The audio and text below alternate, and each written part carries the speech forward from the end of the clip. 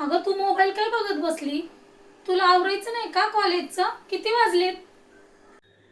अगं मम्मी, आज सुट्टी आहे कॉलेजला. कशाची? तू विसरलीस का? आज रक्षाबंधन आहे. अगं बाई, खरंच की आज रक्षाबंधन नाही का? तिला काय कळणार आहे रक्षाबंधन? नशिबाला भाव असता तर कळला असता की. काय ग आजी, सकाळ सकाळ सुरू झालीस, नुसतं माझ्या मम्मीला टोमणं मारती. सणासुदीत तर नीट बोलत जा.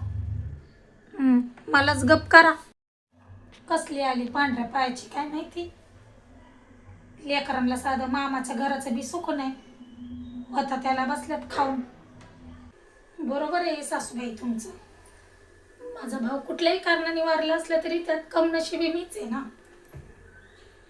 पण बघा ना कसं असतं, ज्यांच्याकडे भाऊ असतो त्यांना किंमत नसते.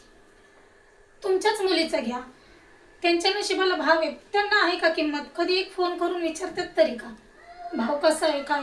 अहो अगदी जवळून जातात, पण कधी येऊन भावाची चौकशी करतात का हो? कसं आहे ना सासूबाई, मी माझ्या भावासाठी अगदी माझ्या शेवटच्या श्वासापर्यंत त्याला सांभाळू शकत होते, त्याच्यासाठी वाटेल ते करू शकत होते, पण देवाने ते माझ्यापासून दूर केलं.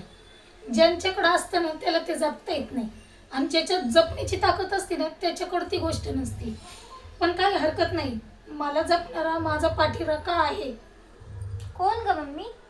बघायचं तुला? तरीही आरशात मी तुझ्या दिसणार आहे. मी सोबत हात कायमचा तुझा धरणार, सारी जिंदगी माझी तुला जपणार.